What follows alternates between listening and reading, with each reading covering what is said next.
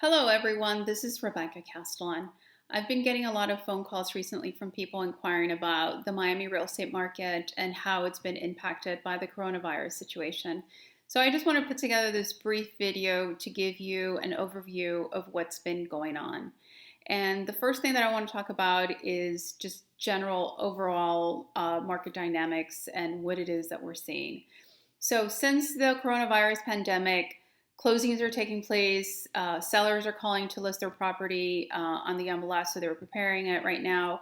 Some sellers have asked to take it off the market. And then I also have some clients that have a contract, and we're trying to figure out what's the best way for them to proceed. So there is quite a bit of uncertainty that's been going on. However, the important thing is that closings are taking place. So as you can imagine, I've been talking to mortgage brokers, appraisers, and obviously to get the deals closed. And the banks are coming through. They are being very cautious about everything, going straight by the book, double checking everything. The appraisals are coming in at value, which is nice. So none of this has impacted current appraisal value. Now, obviously, the big question that people want to know is how is this going to impact prices? The reality is it's still a little bit too early to tell exactly how this is going to impact prices, because from the time that a contract is negotiated and buyer and seller go under contract to the time that it actually closes, it's about 30 to 40 days. So the closings that are taking place now are for contracts that were negotiated before the coronavirus pandemic. So in about a month, we'll have a much better understanding. I can tell you, though, that before the coronavirus pandemic, January and February of 2020 were very strong. We saw more sales and average price was up versus last year. So, who knows what is going to happen. Now, the second thing that I want to talk about is what are some of the challenges that we're all dealing with right now. And obviously, the biggest thing being self-isolation or self-quarantine. Now showings have gone completely virtual.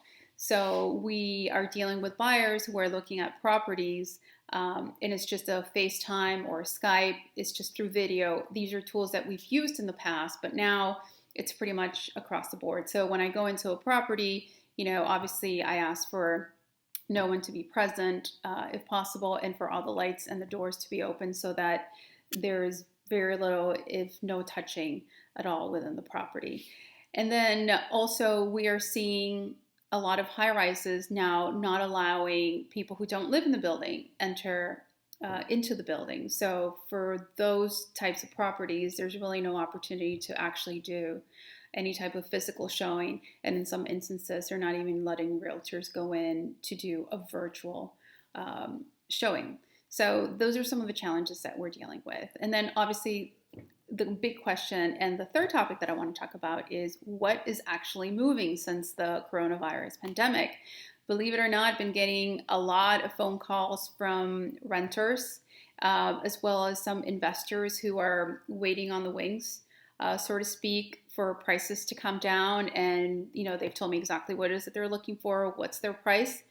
I've also gotten phone calls from first-time home buyers who actually think this is a great time to buy because interest rates are low, and the fact that there is actually less activity going on right now means that there is less competition and that they have a greater opportunity of picking the home that they really want and come up with or be able to negotiate much better terms.